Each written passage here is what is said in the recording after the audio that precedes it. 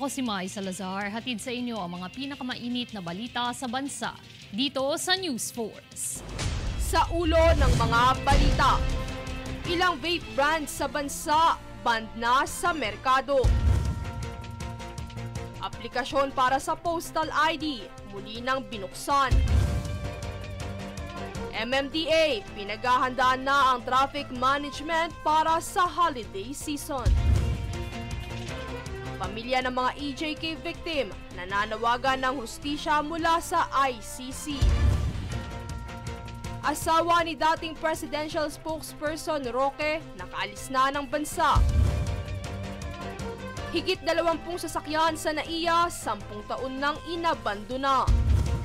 Patas at pantay na balita, komprehensibong ulat para sa pulso ng masa. Ito ang News Force.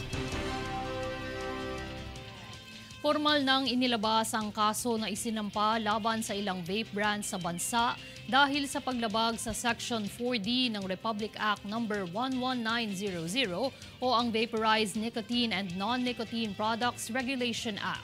Sa ilalim ng saligang batas na ito, kontrolado ang importasyon, distribusyon, gamit, komunikasyon, sale, packaging at manufacture ng mga vaporized nicotine at non-nicotine product, kabilang na ang mga produktong novel tobacco.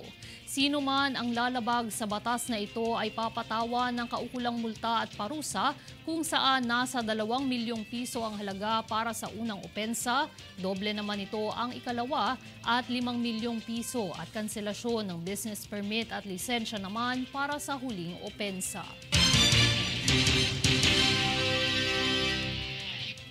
Magandang balita po para sa mga miyembro ng PhilHealth dahil tumaas na ang benepisyong matatanggap ng mga miyembro na sumasailalim sa dialysis. Para sa detalye, narito si Francis Riodique. Malaking tulong po para sa mga miyembro ng PhilHealth na sumasailalim sa hemodialysis dahil maaari nang pumalo sa 1 milyon ang matatanggap ng mga ito kada taon. Mula sa 4,000 piso nitong Hulyo, magiging 6,350 pesos na ang matatanggap ng mga miyembro kada session ng dialysis. Sakop nito ang pampubliko at pampribadong dialysis units. Ayon sa PhilHealth, ang pagdadagdag ng dialysis package ay kaugnay ng utos ni Pangulong Ferdinand R. Marcos Jr. na palawakin ang benepisyo ng mga PhilHealth members.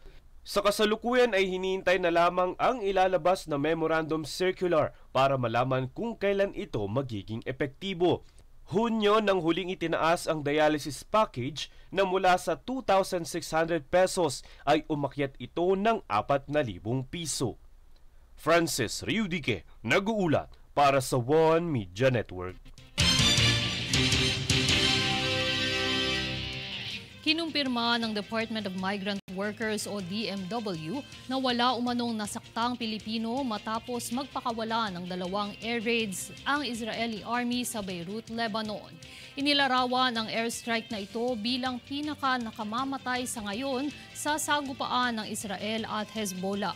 Tumama ito sa may malalaking bilang ng populasyon na kumitil sa buhay ng 22 katao habang higit 100 naman ang nasugatan. Sa kasalukuyan, nasa humigit kumulang 570 ang nagpahayag ng kanilang interes na kusang magbalik bansa. 221 sa mga ito ay nakakuha na ng mga flight na inaasahang makauwi ng bansa ngayong linggo hanggang sa katapusan ng Oktubre. Magandang balita po para sa publiko, maaari na ulit makakuha ng postal ID sa piling PhilPost branches sa bansa. Alamin kung paano sa ulat ni Francis Riodique. Nagbabalik na pong muli ang aplikasyon para sa Postal ID. Ito ang itinuturing na pinakamadaling government-issued ID na maaaring makuha ng isang individual. Pwede itong magamit sa mga transaksyon sa gobyerno at mga bangko. Para sa mga first-timer na kukuha ng Postal ID, dalhin lamang original at photocopy ng inyong birth certificate o anumang valid ID at dokumentong magpapatunay ng address ng inyong tirahan. Para naman sa mga kinasal na, mangyaring dalhin ang inyong marriage certificate. Ito rin ang mga dapat dalhin ng mga kailangang mag-renew ng ID, ngunit kailangan ding ipakita ang na-expire na postal ID. Maghanda rin po tayo ng 550 pesos na inyong babayaran sa aplikasyon para sa naturang ID. I-check din sa Facebook page ng PhilPost ang mga piling mga branches nito. Marso noong nakaraang taon nang suspendihin ang operasyon nito. Ang postal ID ay valid hanggang 3 taon lamang. Francis Rayudique, nag-uulat para sa One Media Network. Nakikiusap ang Pilipinas sa gobyerno ng Cambodia na huwag nang sampahan ng kaso ang mga Pinay na ginawang surrogate moms sa kanilang bansa. Mula sa na-rescue na 20 Pinay, nasa 13 rito ang nagbubuntis na at kinakailangang manatili sa Cambodia upang masuri ang kanilang lagay, pati na ang bata sa kanilang sinapupunan. Nakatakda namang magbalik bansa ang natitirang 7 Pinay na nailigtas sa pagdadalang tao. Itinuturing na iligal sa Cambodia ang surrogacy, kaya naman pinangangambahan na humarap sa kasong kriminal ang mga biktima ng human trafficking. Ayon sa batas ng Pilipinas, sa ngayon nagsasagawa pa ng investigasyon upang matukoy ang recruiter sa Pilipinas na nagpadala sa mga Pinay sa Cambodia. Isang magandang balita, nasa 143 Pinoy na nahaharap sa kaso ang ginawaran ng pardon ng United Arab Emirates o UAE. Ibig sabihin, napatawad na umano ng UAE ang higit 100 Pinoy na ito sa pamamagitan ng desisyon ni UAE President Sheikh Mohammed bin Zayed. Sa kanilang pag-uusap sa telepono, nagpasalamat naman si Pangulong Bongbong Marcos sa pagkakaloob ng pardon ng Pangulo ng UAE, gayon din ang tulong nito sa Pilipinas kasunod ng mga nanalasang bagyo. Aniya, inaasahan niyang pagtibayin pa ang ugnayan ng dalawang bansa hanggang sa mga susunod pang mga taon. Dahil ilang buwan na lang at Pasko na, nagsimula ng maghanda ang MMDA para sa pamamahala sa daloy ng trapiko para sa holiday season. Tunghaya ng ulat ni Princess Castro. Kamakailang nagpulong ang Metropolitan Manila Development Authority o MMDA para sa kanilang mga hakbang sa pamamahala ng trapiko upang maibsan ang inaasahang matinding pagsisikip ng daloy ng trapiko ngayong paparating na ang holiday season. Ayon kay MMDA Chairman Attorney Romando Don Artes, mayroong 421,000 na sasakyan ang bumabagtas sa EDSA araw-araw. Ito ay batay sa pinakahuling datos ng Traffic Engineering Center ng ahensya, nito ay ka-24 ng Setyembre. Kabilang sa mga hakbang ng MMDA sa pagpapagaan ng trapiko para sa Kapaskuhan ay ang pansamantalang pagsuspinde sa lahat ng road right-of-way excavation activities sa Metro Manila simula hating gabi ng Nobyembre 18 hanggang hating gabi ng Disyembre 25 upang hindi makahadlang o makagambala sa maayos na daloy ng trapiko. Dagdag pa rito ay inatasan na rin ng ahensya ang mga shopping mall sa Metro Manila na magpatupad na ng adjusted mall hours simula ika-18 ng Nobyembre hanggang ika-25 ng Disyembre. Nakapaloob dito na ang karaniwang alas 10 ng umagang pagbubukas ay mauusog ng alas 11 ng umaga habang ang pagsasara naman ay nakadepende sa mga mall operator kung sila ay mag-e-extend ng mas mahabang oras. Ito ay para mabigyan ng publiko ayon kay Artes ng sapat at mas mahabang oras upang makapamili at makapamasyal sa naturang okasyon. Samantala, ang paghahatid ng mga supply sa mall ay papayagan lamang sa gabi mula alas 11 ng gabi hanggang alas 5 ng umaga sa susunod na araw, maliban sa mga nabubulok na gamit gaya ng pagkain at yelo. Bukod dito ay hihilingin din ng MMDA sa Department of Transportation na pahabain ang oras ng operasyon ng public transport system, lalo na ang EDSA bus carousel, LRT at MRT para ma-accommodate ang mga late-night commuters at mall employees. Princess Castro nag-uulat para sa One Media Network.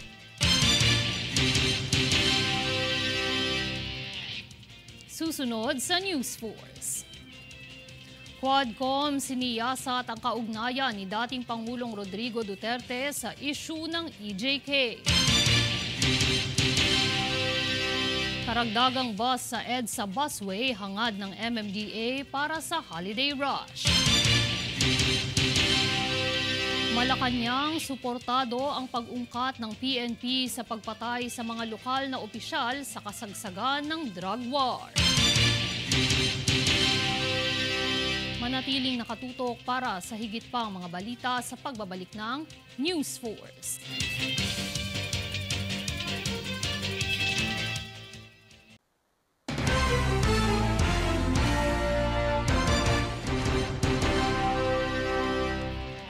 Umaasa ang mga pamilya ng EJK victims noong Administrasyong Duterte na makakamit ang hustisya mula sa investigasyon ng International Criminal Court o ICC. Ayon kay Nery Colmenares, mahirap magsampa ng kaso sa bansa dahil sa kakulangan ng ebidensya at kooperasyon mula sa mga otoridad. Hinimok ni Gabriela Representative Arlene Brosas ang Administrasyong Marcos na makipagtulungan sa ICC sa kanilang investigasyon ng EJK. Kamakailan sa Kongreso, hinimok si Garma ng Quadcom na ilabas ang katotohanan sa EJ case at ang umano'y koneksyon ni Duterte. Yan ang balitang hatid ni Jade Buhoy. Hinikayat ng Quadcom si dating Colonel Roina Garma na isiwalat ang kanyang nalalaman tungkol sa extrajudicial killings o EJ case noong Administrasyong Duterte. Nilayo ng komite na malaman kung si dating Pangulong Rodrigo Duterte ang nag-utos ng pagpaslang kay retiradong General Wesley Barayuga noong taong 2020. Binigyan din ni Representative Bienvenido Abante Jr. ang kahalagahan na ibunyag ni Garma kung sino ang nagplano at nagpatupad ng mga pagpaslang. Aniya ang testimonya ni Garma noong nakaraang linggo ay nag-uugnay kay dating Pangulong Duterte at Senador Bongo sa EJK. Nais naman ni Representative Robert Ace Barbers ng Quadcom na sagutin ni Garma ang mga akusasyong nag-uugnay sa kanya sa operasyon laban kay Barayuga.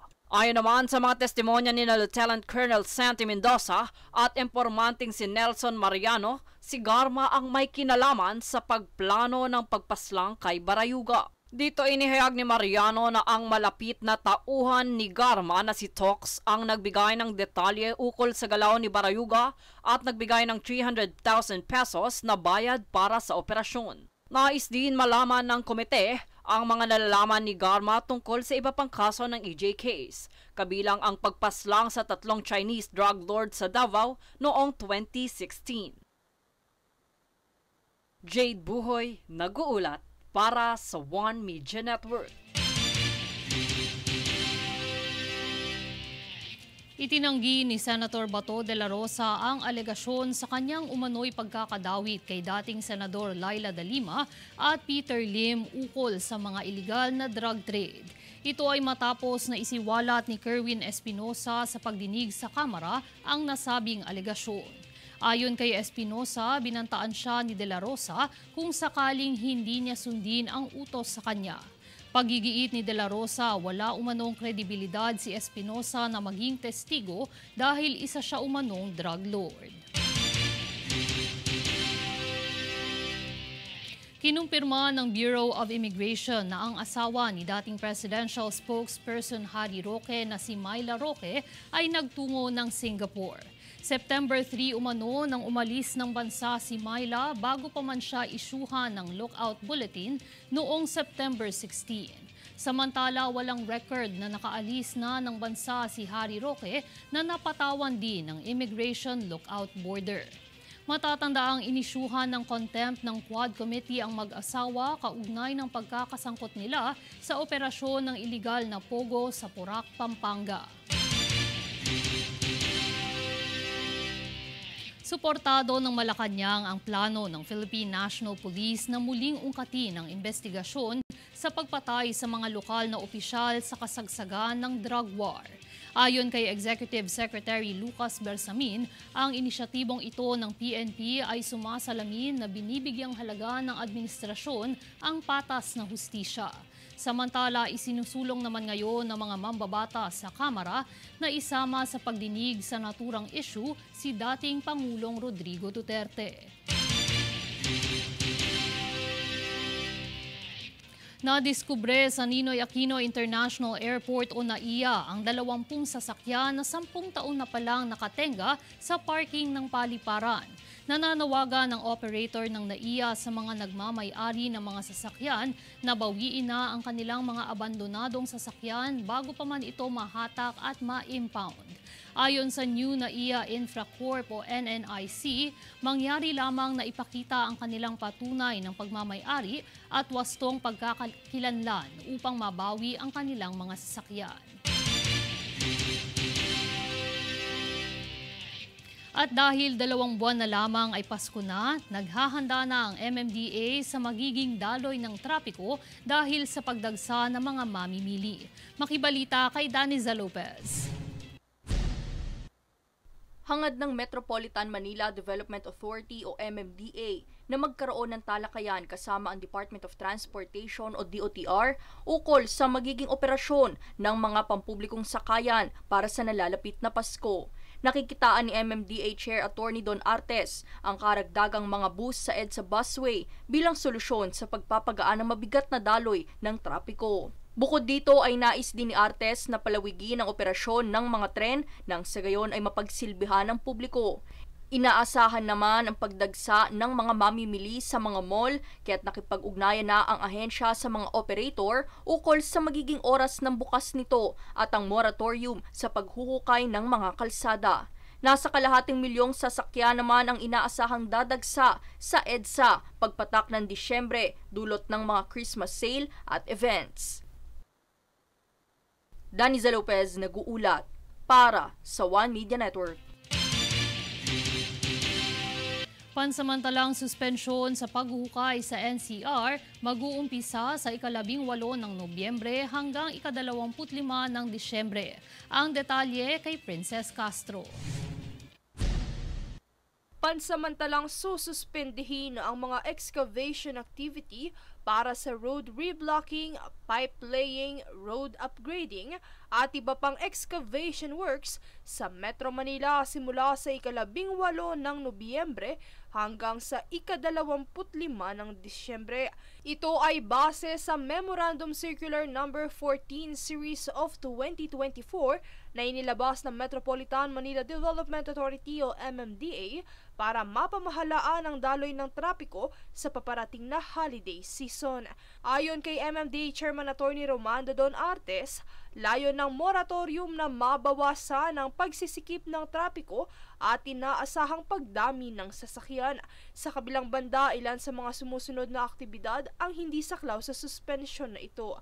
Kabilang dito ang flagship projects ng pamahalaan, Flood Interceptor Catchment Project, Sidewalk Improvement, drainage projects sa bangketa, footbridge projects, mga proyektong hindi makakaapekto o sagabal sa mga pangunahing kalsada sa Metro Manila at iba pang proyekto na bibigyang permiso ng MMDA. At para sa pagpapahintulot sa mga kontraktor na magpatuloy sa operasyon, ito ay simula ika-26 ng Disyembre hanggang ika-2 ng Enero sa susunod na taon. Princess Castro nag-uulat para sa One Media Network.